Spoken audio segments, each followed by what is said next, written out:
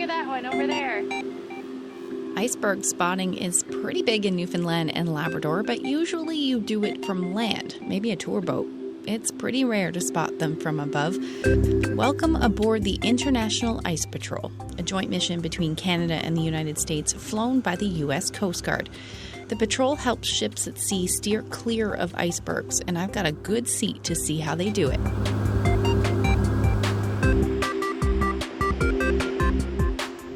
The crew and their massive C-130 airplane are based out of St. John's in the heart of Iceberg Alley. Morning, Captain. IAP ASEC. This is the weather brief for today, May 10th. The 2100 Zulu, winds 270, the 20 knots, gusting to 30. Unrestricted viz, scattered at 3,000 feet. So we're seeing that consistent throughout the day till landing time. So where are we going today and what are we looking for? We are going to the west coast of Newfoundland, to the Strait of Belle Isle, and we're looking for a single iceberg today. That's our primary objective. One specific iceberg today.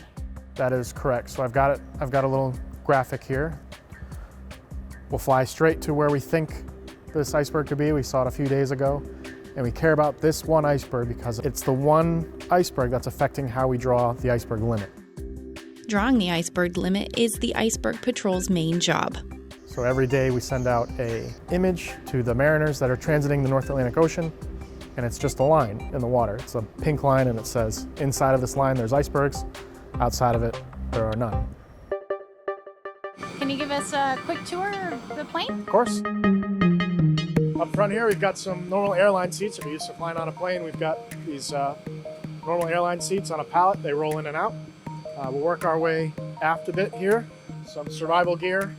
This is specific for cold weather. And then in the back, some folks ready for taking off.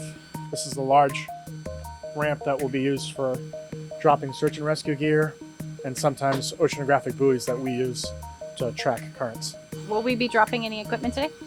Hopefully not. That would mean something bad is happening. Okay, buckle up. It's time to take off.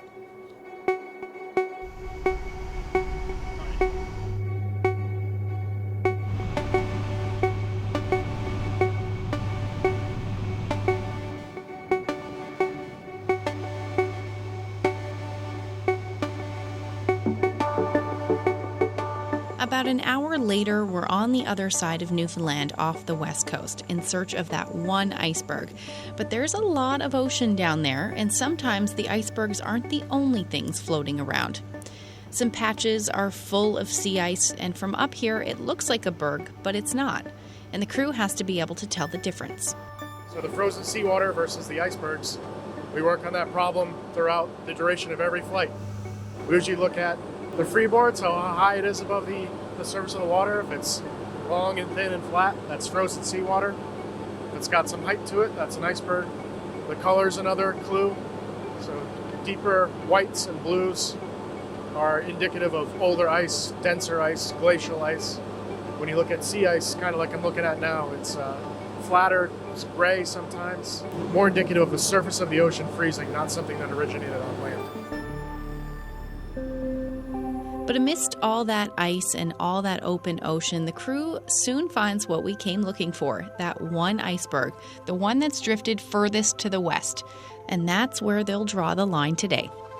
So how did you find this iceberg when, there's such a large area out there? It's really the skills of our members. So we have ice observers in the back window, and then I work up here with the MSOs using our imagery equipment that we have on board, just scanning and searching around. So it's both a mix of our high-end technology as well as just human skill and performance. And once they found one iceberg, they soon find many more, all inside the line where their maps and models predicted they would be. I think we're doing great. We're seeing a very accurate picture, or rather, our model is very accurately representing what we're seeing out the window. But there's no way to represent this view. I'm glad I got to see it for myself, and so are the crew of the International Ice Patrol. It's a very small, unique community within the U.S. Coast Guard, and it feels great to be a part of it. For CBC, I'm Ashley Brawweiler.